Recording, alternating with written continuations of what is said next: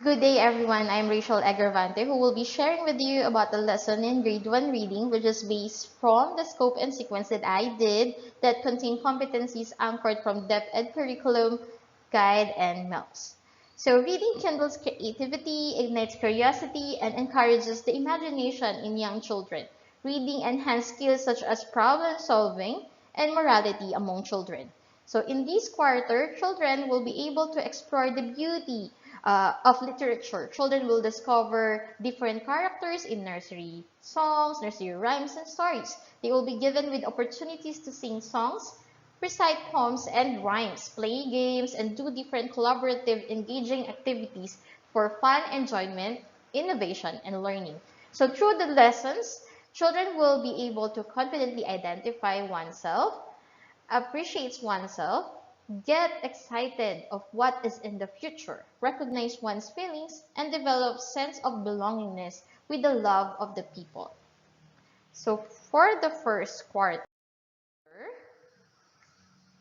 it focuses on the theme All About Me, which has 4 units. Who am I? Unit 1. Unit 2 is I love myself. Unit 3, this is what I want to be. And Unit 4 is I have feelings. So from this scope and sequence, I chose to create a lesson plan for Unit 1. Who am I?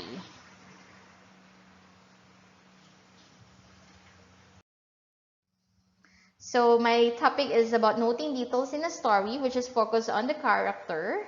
My story is about Ugly Duckling by Hans Christian Andersen. So the lesson outline is I started with the pre-activities, reading drill, recall the past lesson, unlocking of difficulties, and motivation. Next is the presentation, about the story reading, questions for comprehension check-up, discussion in the form of games, and sharing among the children. Followed by generalization, questions to ponder and wonder, and children's application through their reading corner activities. So what are my learning points? From this lesson, the children are able to inculcate the value of self-awareness by accepting oneself for who they truly are. Children were given opportunities also to empathize with the main character and think of solutions on how they can help the main character, Ugly Duckling, and share their thoughts on how they would react if they were the main character. Next is children work in groups as they observe and interact with their classmates, guided with the rules of their assigned tasks. Last is for application, children were given the chance to experience the variety of activities in learning corners which require different skills. For the appropriateness of the provided activities in this lesson, uh, I ensured that all the activities are anchored to the different learning theories. So first is the guided reading approach.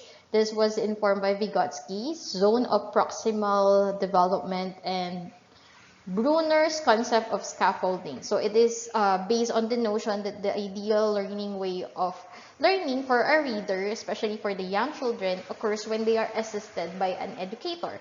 So teacher guides or scaffolds the children as they read, talk, and think their way through text. So for this lesson, teacher is expected to place temporary support in promoting comprehension, literal and inferential point of view of the children towards the main character of the story. Then once it is practiced and children are already confident and independent, teacher will withdraw the support and provide appropriate learning opportunities in which they can apply what they had learned.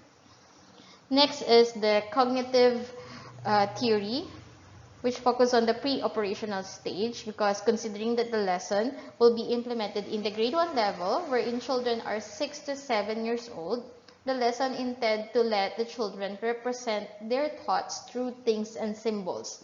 Children are encouraged to think about their strengths and what object could symbolize it and engage in pretend playing.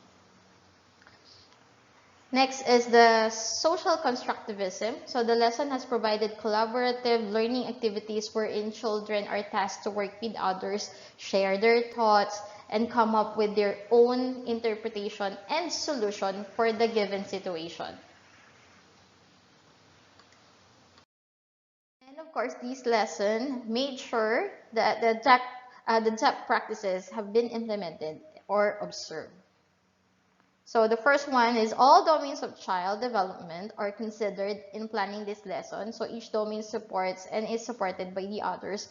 There is integration of different domains such as creative aesthetic expression, cognitive and social emotional development. Next is the discussion was done through games.